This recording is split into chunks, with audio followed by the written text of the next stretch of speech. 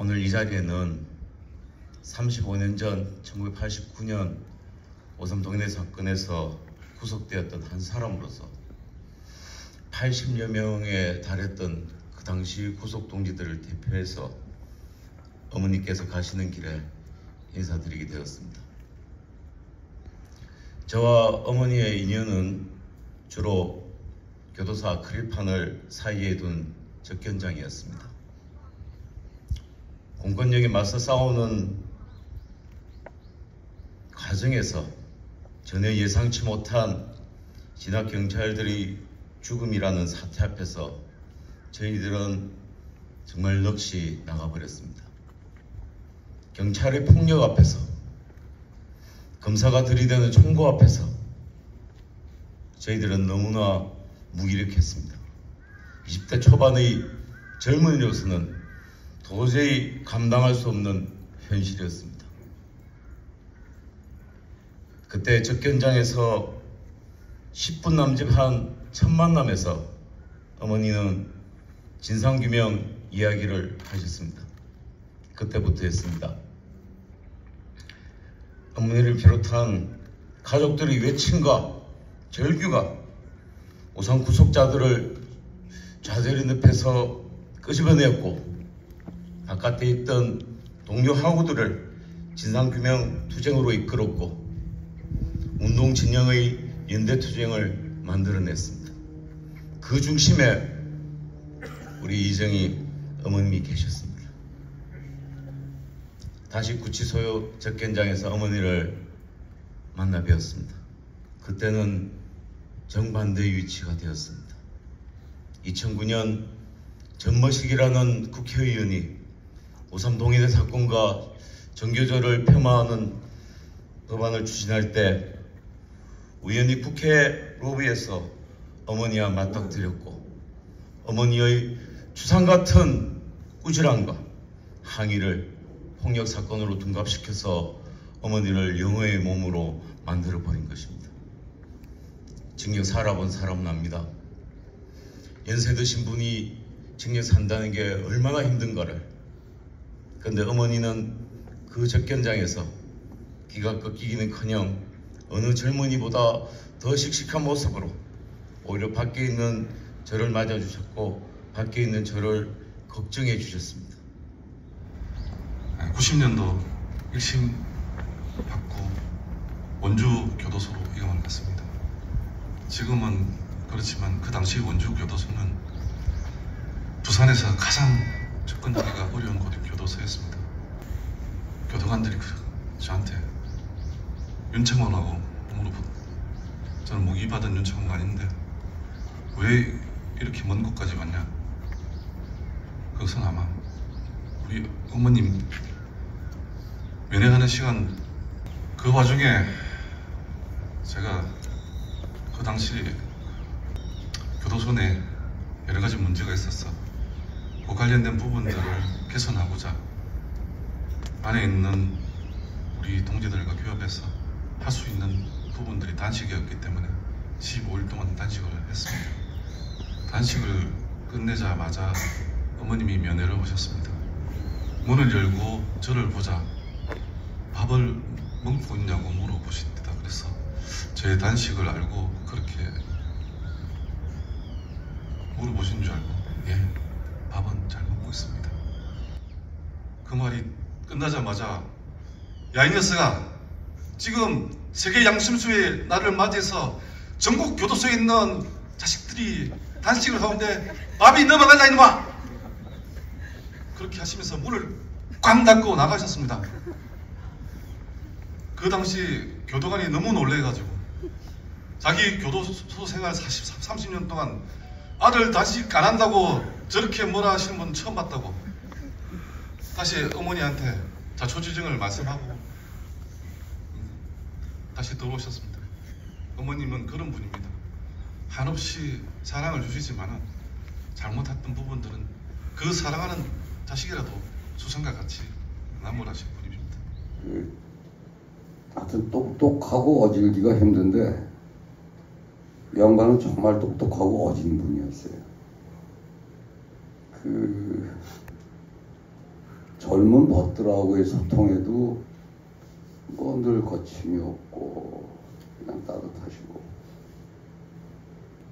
평생 현장 속에서 사신 어른이고 아드님 때문에 이렇게 계기가 됐지만 이 민주주의와 하여튼 민족 문제가 별개가 아니라는 건 뭐 아주 그냥 몸으로 이렇게 체득하시면서 최전선에서 이렇게 활동을 하시고 말이 그렇지 무슨 상공회의소 의사들 조직하기가 쉬운 일이 아니거든요.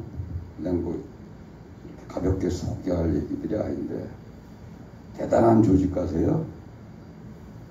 어떻게 꼬셨어요? 그랬더니 아이고 뭐 지들도 인간인데 뭐 그게 답변이시고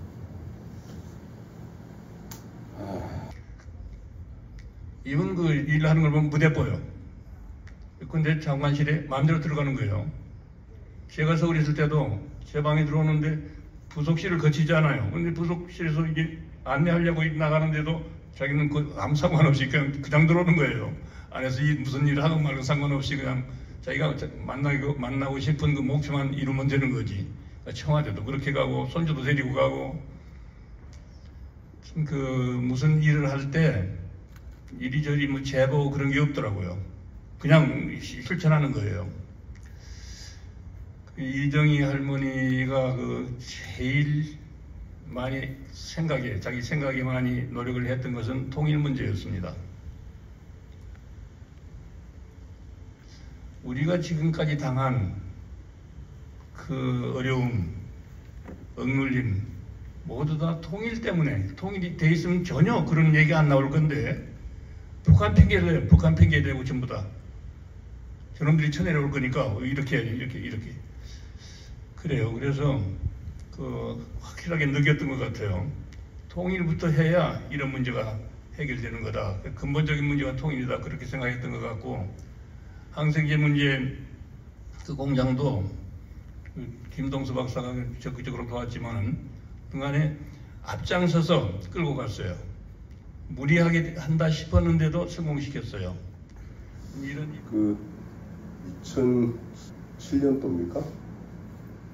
그때 또 통일사를 보내겠다 해가지고 하회장 땅을 좀 필요한데 모심을 땅을 줘야 되겠다 해서 삼락에 그때 제가 한 3,000평 가지고 알겠습니다. 그 물을 심어가지고 보내주고 그리고 분명히 부산에서도 아마 오돈차 한 차를 보낸 기억이 있습니다. 온 논가에다가 한반도 길을 꼽아놨더면 경찰이 와서 그걸 좀 철거를 하지. 그래서 안 된다고 내가 해놓은 게 아니고 6.15에서 진보연합에서 부산 사회단체들이 해놓은 건데 당연히 한번 해보고 싶으면 해보라고. 근데 감히 손을 못 대더라고요. 그런 것들이 힘이죠. 6.15 부산본부 상임대표였던 어머니께서는 저에게 가장 큰 힘이자 동지로 8년을 함께 했습니다. 김 본부장, 이거 해야 되지 않겠습니까? 김 본부장, 저것은 우리가 해야 합니다. 노동자가 앞장서야 합니다.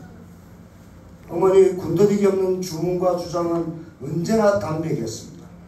해야 할 일 앞에서는 그 무슨 조건이 중요하지 않았습니다.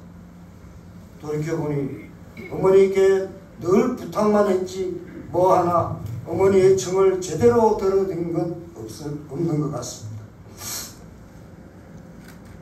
2009년 4월 소위 전역 의원 폭행 사건으로 구속된 이정희 어머니께서 옥중에서 쓰신 오늘도 감사하다는 시가 언론을 통해 알려진 적이 있었는데 그 시가 제 마음을 한동안 흔들어 놓았습니다.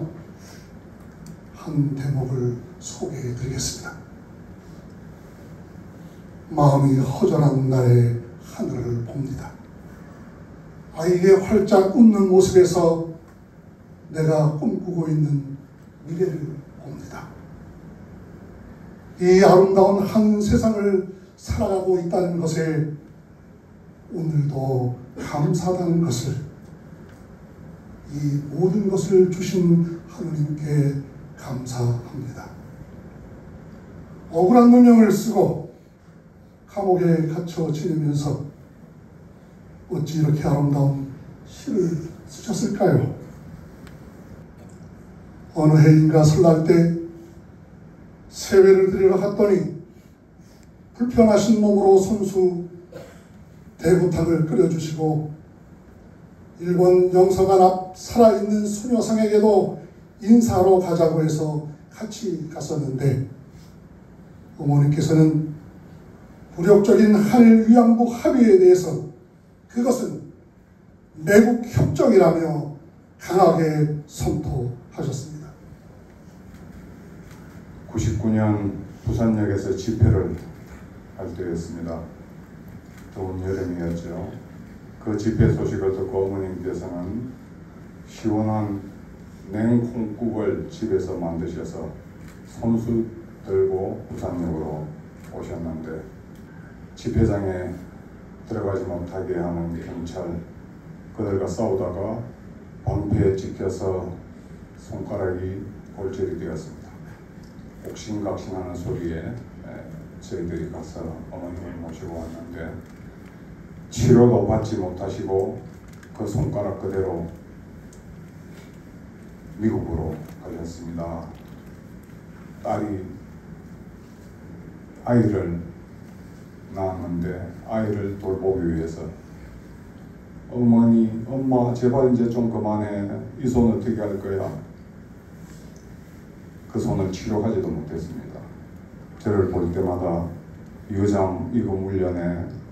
나 여장 때문에 이렇게 다쳤어.